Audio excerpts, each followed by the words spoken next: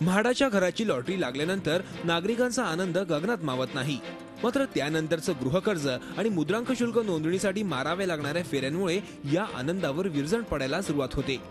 असं होऊ नये यासाठी बँक ऑफ इंडिया आणि स्टेट बँक ऑफ इंडियानं म्हाडा इमारतींना कर्ज द्यायचं ठरवलंय. याच्यामध्ये फायदा जसा ॲप्लिकंटला आहे मेनली त्याचा त्रास वाचावा, तसा म्हाडाचाही फायदा आहे की म्हाडाची याच्यामध्ये जो काही निधी अडकलेला आहे तो बँकेकडून म्हाडाला डायरेक्टली प्राप्त होईल.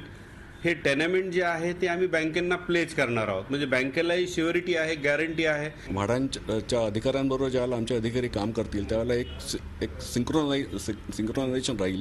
एकत्रितरित्या काम करण्यामुळे वेळ त्यांचा वाचेल आणि मुख्य म्हणजे फेऱ्या त्यांच्या वाचतील. म्हाडात घर लागलेल्यांची पायपीट कमी होण्यासाठी हा उपक्रम फायदेशीर ठरण्याची शक्यता आहे.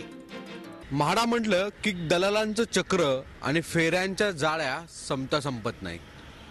त्यातच जर म्हाडा चांगलं काही करत असेल तर कौतुकच आहे, पण त्याच्यामध्ये सातत्य हवंय आणि जनतेच्या फायद्याचं हवंय.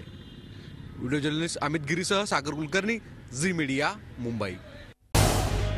झी 24 तास रहा एक पाऊल पुढे.